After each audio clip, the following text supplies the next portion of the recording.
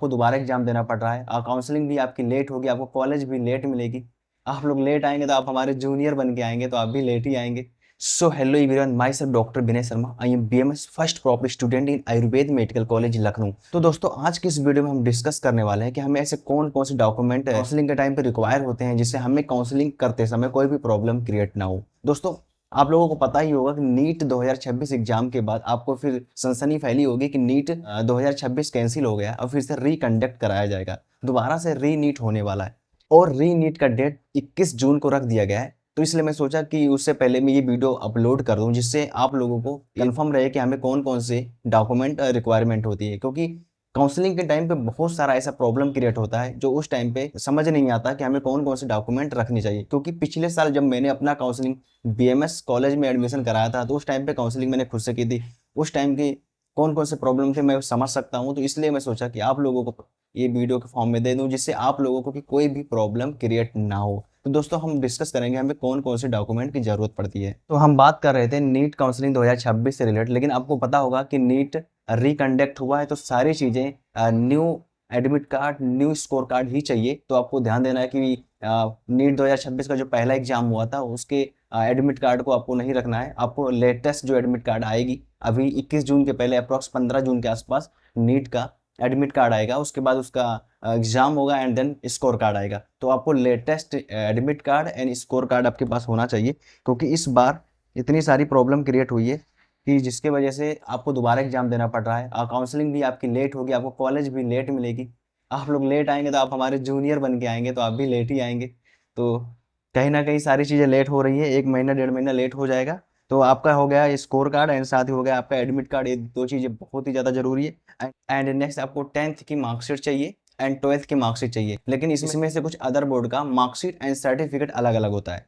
अगर आप UP board से हैं तो आपका मार्कशीट एंड सर्टिफिकेट एक ही में होता है। अगर आप अदर बोर्ड से हैं आप अपना चेक कर लीजिएगा, आप जिस भी बोर्ड से, अगर सीबीएसई बोर्ड से हैं तो आपका सर्टिफिकेट एंड मार्कशीट अलग होता है। मार्कशीट का मतलब होता है कि आपका जो स्कोर है, कितना आपने यहाँ पर प्राप्त किया, वो सारी चीज़ें बताई जाती है। और सर्टिफिकेट में आप पास कर गए और उसका क्या प्रमाण है, ये सारी चीज़ें उसमें लिखी होती हैं।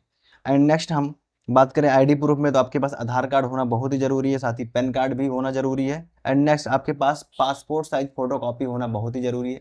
अगर पासपोर्ट साइज फोटो कॉपी आपको कौन सी देनी है, जो आप नीट के फॉर्म फिल करते वक्त जो फोटो आपने लगाया था वही सेम फोटो होनी चाहिए। और आप अप्रॉक्स 20 से 25 फोटो कॉपी निकाल लीजिए, जिससे आपको काउंसलिंग में भी कोई दिक्कत नहीं होगा। आप सेंटर पे जाएंगे, नोडल सेंटर पे, वहाँ भी कोई दिक्कत नहीं होगी। सारे डॉक्यूमेंट कहीं पे 4 फोटो लगते हैं, कॉलेज में 8 से 10 फोटो लगते हैं, तो अप्रॉक्स आप 20 फोटो निकलवा लेते हैं तो कोई आपको इशू नहीं आएगी।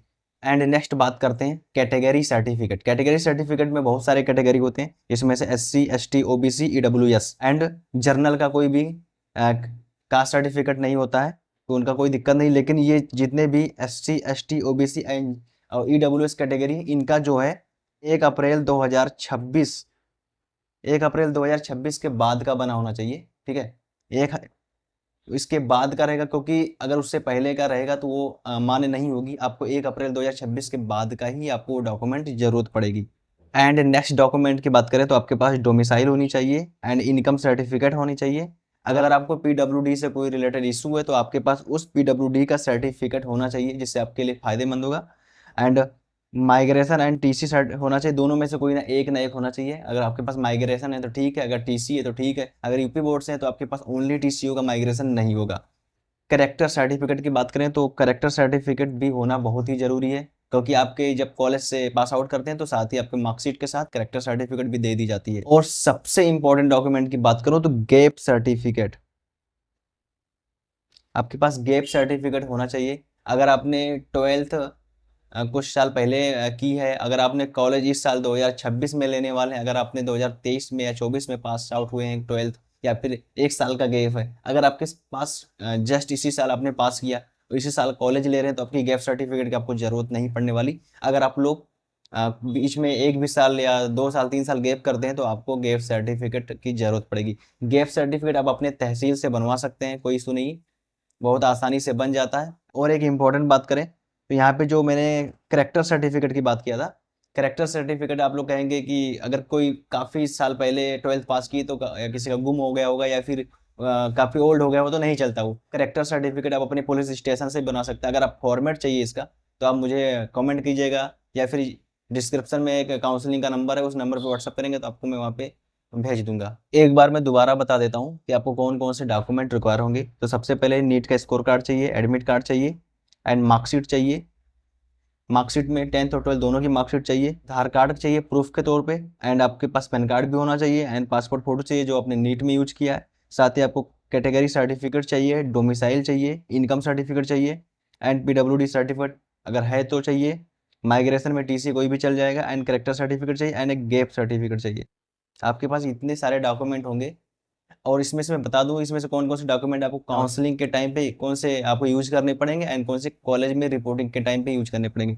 तो आपके पास 10th और 12th की मार्कशीट काउंसलिंग के टाइम पे लगेगी, एंड कैटेगरी सर्टिफिकेट काउंसलिंग के टाइम पे लगेगी, फोटो आपको लगाना पड़ेगा, एंड और कोई प्रूफ के तौर पे कोई आईडी लगेगी, चाहे आप आधार कार्ड चाहे पैन कार्ड लगा सकते हैं। ये 4-5 डॉक्यूमेंट जो है ये आपके काउंसलिंग के टाइम पे लगेंगे, एंड रिपोर्टिंग करने जाएंगे तो और जितने सारे डॉक्यूमेंट आप नोडल सेंटर जाते हैं तो वहाँ पे लगाने पड़ेंगे, और साथ अरेंज करके लगाना पड़ेगा। एंड जब कॉलेज आते हैं, आप कॉलेज में रिपोर्टिंग करने आते हैं तो वहाँ पे भी आप बहुत सारे डॉक्यूमेंट लगा सकते हैं।